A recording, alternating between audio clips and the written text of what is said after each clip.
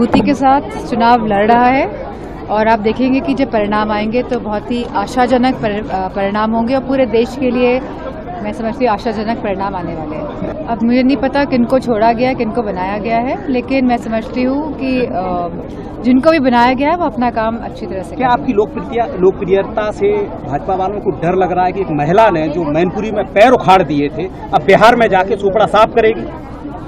ऐसा कुछ होने वाला, मतलब इस तरह का जो आप बयान दे रहे हैं और जब बात कर रहे हैं आप अपना तर्क दे रहे हैं, ऐसा कुछ नहीं है। अगर वहाँ पे बुलाया जाएगा तो समाजवादी पार्टी के रूप में स्टाफ प्रचारक के रूप में हम जाएंगे। मैडम, रेल मंत्री जो हैं पूरे देश में जब हम यात्री ट्रेनों की बात करते हैं तो 13,452 है और रेल मंत्री हमारे ये कहते हैं, घोषणा करते हैं कि 12,000 ट्रेनें चलाई जाएंगी। ये कहाँ से चलेंगी?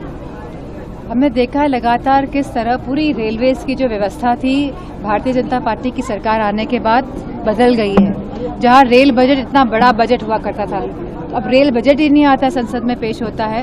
और एक्सीडेंट्स अगर हम देखेंगे रेलवेज में, इतने एक्सीडेंट्स कोई भी और सरकार में नहीं हुए हैं जितनी भारतीय जनता पार्टी की सरकार में हुए हैं। और ऐसे मंत्री हैं जो जिम्मेदारी नहीं लेते अपनी एक्सीडेंट्स की।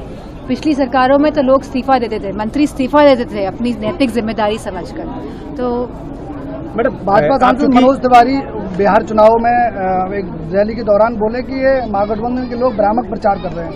वक्फ बोर्ड बिल को जो है संसद में पारित किया जाता है और ये विधानसभा चुनाव के नतीजे आने के बाद पारित करने की बात कर रहे हैं। मैं समझती हूँ क्योंकि कोई एजेंडा नहीं है भारतीय जनता पार्टी वालों के पास, और जिस तरह की परिस्थितियाँ बिहार में हैं और जिस तरह सीएम का चेहरा नहीं है एनडीए के पास आज, तो मैं समझती हूँ कहीं ना कहीं ध्यान भटकाने के लिए वक्फ बोर्ड, ये सीआईए, ये एसआईआर, ये इस तरह की गतिविधियां जानबूझ के सरकार करती है। जिससे मूल मुद्दे जो हैं बिहार के, जहां बेरोजगारी है, जहां पे लोग पलायन कर रहे हैं क्योंकि कोई रोजगार नहीं मिल पा रहा है, तो इन मूल मुद्दों से ध्यान हटाने के लिए इस तरह की बयानबाजी और भाषणबाजी होती है। मैडम, आखिरी सवाल है,